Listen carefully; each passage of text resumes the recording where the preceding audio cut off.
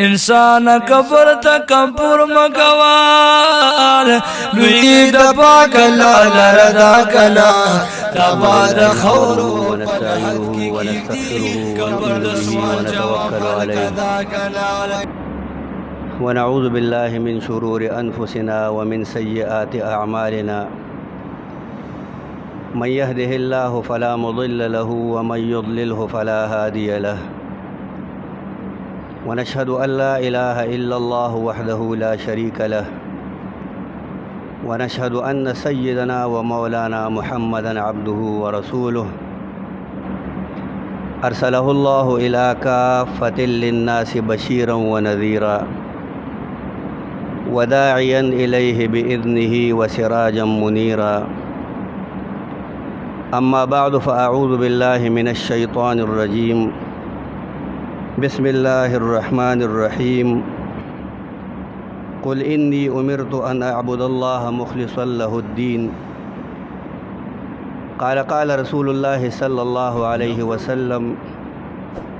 إنما الأعمال بالنيات صدق الله العظيم درود شریف وای اللهم صل على سيدنا محمد وعلى آل سيدنا محمد وبارك وسلم وصل عليه اللهم صل على سيدنا محمد وبارك وسلم وصل عليه عزتمندو مسلمانانو ورونو یو مختصر غوندی آیات کریمه ما تلاوت کو رسول الله صلی الله علیه وسلم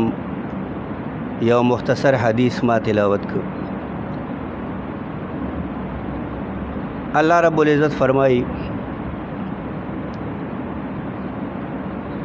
نبی کریم صلی اللہ علیہ وسلم تعالی آیات نازل شو چکم کار انسان کئی ہر عمل چی یو انسان کئی نو پاغے کے دے دا اللہ رضا حاصل وی شامل حال وی چی دا انسان مقصد داوی چی دنیا کے ہر یو عمل کوم ہر یو کار کوم چی پاغے باندے زمانہ اللہ جل شانہ رضا شی ذکر نبی علیہ السلام فرمائی چی دا اعمال و دارو مدار دا پنیتونو باندے دے یو انسان چې یو عمل کوي نو دا دغه د اراده او د نیت سره تعلق ساتي چې دغه کار د الله د رضا د پاره کوي یا د دنیا د یو مقصد د پاره کوي یا د شهرت حاصلولو د پاره کوي یا د ځان خودنې د پاره کوي کچره د ریا پکې مقصد وي او ځان خودنه پکې مقصد وي نو دغه عمل الله جل شانه تقبل ندي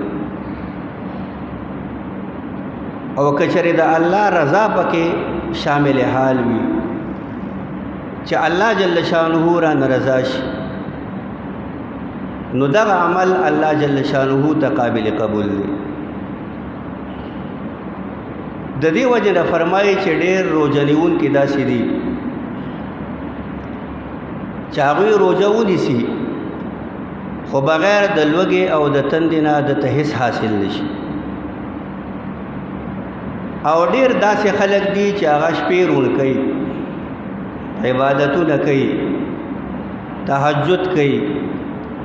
خو بغیر د شوګیرۍ نه دې انسان ته بل څه میلاو نشي ځکه د ده مقصد هغه د دنیا شهرت حاصلوي د ده مقصد ریاکاری وي د ده مقصد ځان خلکو ته ښودل وي چې ګینې دا عمل مې وکړ روژه مې ونیوله چې خلک راته روژهدار وایي عبادت مې د شپې وکړ چې خلک راته ډېر مونځګزار وایي ځکه د شپې تهجد کول او د شپې عبادت کول د دې تعلق صرف د انسان او د الله سره وي یو سړی د شپې راپاسي د عبادت کوي نو دا ډیر زیات ګران کار دی ځکه په موږ خلکو باندې خو خوب ډیر غالب وي او د شپې پاسېدل دا ډیر زیات ګران کار دی نو په دغه کې چې یو انسان را پاسي او عبادت د الله کوي نو الله ته خوشحالي خو که چېرې د ده مقصد دا وي چې زه خلکو ته ځان وښیم چېرې ټوله شپه مې عبادت کوو لکه بعضې خلک اکثر یو مجلس کې کینی د شپې چې ته تهجد کړي یا یې تلاوت کړي یا یې ذکر و اذکار کړي نو اکثر خلکو ته یاره بیګا چې کوم دی د شپې سپو ډېر زیات غپل د شپې مقصد یې پکې دا نه وي خو مقصد یې دی چې بیګا ورې زه پاسېدلی یم تهجد مې هم کړي وو تلاوت مې هم کړی وو د الله تعالی ذکر و اذکار مې هم کړي وو دغه عمل الله جل شانه ته قبول نه دی د په دنیا کې چې هر یو عمل انسان کوي زیاتر د نیکو اعمال مونځ کوي یو سړی عبادت کوي تلاوت کوي روجی نیسي زکاتونه ورکوي صدقات خیرات کوي حجونه کوي نو دا ټول به د الله د رضا دپاره کوي که چېرې د الله رضا پکې مقصود نه وي دغه عبادت الله جل شانه ته قبول نه دی فرمایي چې د قیامت په ورځ باندې به الله جل شانه بعضې خلکو ته د جنت په دې خوا کې داسې چکر ورکړي د باندې به د جنت دا خوشبویانې راشي الله به فرشتو ته حکم وکړي دې خوا یې راولئ چې د الله خواله راشي نو الله جل شانه به ورته د جهنم حکم وکړي دې جهنم ته بوځئ دی به الله ته وایي چې الله ما خو ډېر عبادتونه کړي دنیا کې نیکۍ مې کړې وي دا کارونه مې کړي وو صدقات مې کړي وو خیراتونه مې کړي وو الله رب العزت به ورته وفرمایي چې تا خو به د خلکو په مخ کې عبادت کوو د خلکو په مخ کې به د نیکۍ کارونه کول صدقې او خیراتونه به دې کول خو چې کله به ځان له شو بیا به دې ګناهونه کول د خلکو نه دې حیا کوله زما نه دې حیا نه کوله د خلکو نه دې پرده کوله زما نه دې پرده نه کوله د خلکو نه شرمېدې زما نه نه شرمېدې د دې وجې نه ستا دپاره چې کوم دی نو جهنم ځای دی جهنم ته به ځي دی به الله ته وایي چې الله نو بیا د جنت دې خواله دې ولې وروستم الله به ورته وایي چې مقصد مې پکې دا و چې جنت دا خوشبویانې د باندې درشي د جنت دا نظارې وګوري او د دې نه پس چې کوم دی جهنم کې داخل شي ځکه په دنیا کې یو انسان اعمال کوي دې صرف د الله جل شانه د رضا دپاره کوي که د الله جل شانه رضا پکې مقصود نه وي دغه عمل د ده دپاره د هلاکت ذریعه ګرځېدی شي او که د الله رضا پکې مقصود وي نو دغه عمل د انسان دپاره د جنت د تلو ذریعه ګرځېدی شي د دې وجې نه فرمایي نبی کریم صلی الله علیه وسلم چې د قیامت په ورځ باندې به الله جل شانه یو درې کسان خپلې مخې ته راولي یو به هغې کې مالدار سړی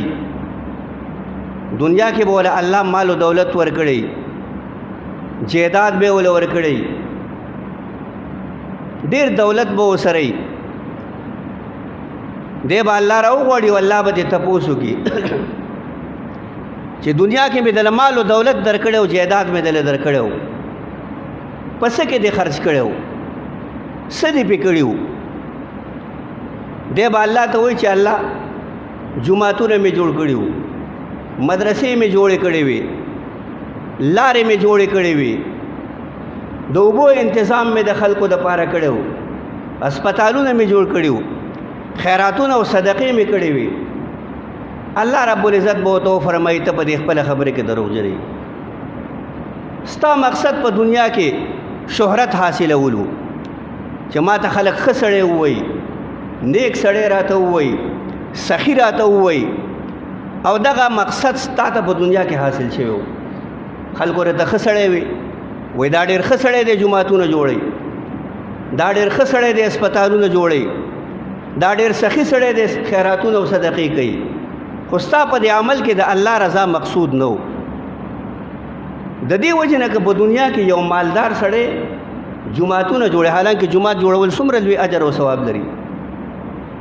د مرغۍ د جالي عمره ځای چې پکې سړی جوړ کي الله ولا جنت کې چې کوم دی بنگله جوړي او ډیر اجرونه او ثوابونه په الله ورکوي خو که دغلته د انسان مقصد صرف د دنیا شهرت حاصلوي نو که ډیر جماعتونه جوړ کړي خو دا د لپاره د هلاکت ذریعہ ده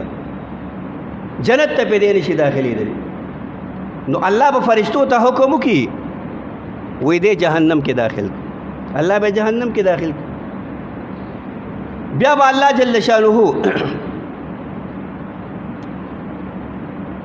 یو قاری د قرآن راولي یو عالم د قرآن براولي الله به دې تپوسو کی قیامت کې مې د علم درکړو د قرآن علم مې دل درکړو د احادیث علم مې درکړو څومره فایده د خلکو ته رسولې و دی به الله ته وایي الله ډېر زیات شاګردان مې دنیا کې پرېښي دي او ستا د علم تشهیر مې ډېر کړی خلکو ته مې ستا علم رسولی الله به ورته وفرمایي ته په دې خپله خبره کې دروغجن یې دنیا کې مقصد ستا دا و چې ما ته خلک یو ډېر لوی عالم ووایي یو ډېر لوی قاری راته ووایي او شهرت مې په دنیا کې ډېر وي لکه بعضې خلک داسې وي چې هغوی دنیا کې شهرت حاصلولو لپاره علم حاصلوي چې علم د دې لپاره حاصل کم چې خلک راته غټ سړی ووایي خلک راته ډېر غټ پیر ووایي خلک راته ډېر غټ عالم ووایي نو هغه په دنیا کې سړي ته میلاو شي د دې وجې نه بعض علما کرام فرمایي چې هغه خلکو ته چې هغوی سره د علم قدر نه وي نو هغوی ته به علم زده کوئ نه ځکه د هغه د علم د ده دپاره او د خلکو دپاره د هلاکت ذریعه ګرځېدی شي د دې دپاره علم حاصلوي چې ما ته خلک یو ډېر لوی عالم ووایي یو ډېر لوی سړی راته ووایي خلک راته کینی پاسي لاسونه مې ښکل کي او ډېر د دنیا مقاصد حاصلولو دپاره یې کوي چې خلک راله پیسې راکوي دولت راله راکوي د دې وجې نه دغه علم د ده دپاره هم وبال دی او کوم چې د ده شاګردان دي د هغوی دپاره هم دا وبال دی ځکه چې څنګه استاد وي نو هغسې به یې شاګردان وي که په شاګرد کې ادب وي په استاد کې ادب وي احترام پکې په علم کې د الله رضا مقصد وي نو شاګردان به همغسي او که نه علم یې د دې دپاره کړی چې خلکو سره به مناظرې کوم خلکو سره به جګړې کوم په دعاګانو به جګړې کوم په سقاطونو به جګړې کوم په درشتم باندې به جګړې کوم یا په نور مقاصدو مسایلو باندې به جګړې کوم چې د هغې اړو څه بنیاد نه وي او هغه وړې وړې خبرې اختلافي خبرې په هغې باندې جګړو کولو ته ضرورت نه وي دعا یا د مانځه نه مخکې چا وکړه او یا وروسته وکړله ضروري خبره نه ده چې خامخا دې ته د مانځه نه مخکې دعا وکړو یا دې وروسته وکړي خو په هغې باندې ته په قوم کې اختلاف پیدا کې دا ستا دپاره هم هلاکت دی او د هغه خلکو دپاره هم هلاکت دی کوم چې د دغه عالم شاګردان وي د دې وجې نه الله جل شانه به ورته حکم وکړي فرشتو ته وایي به دې هم چې کوم دی جهنم کې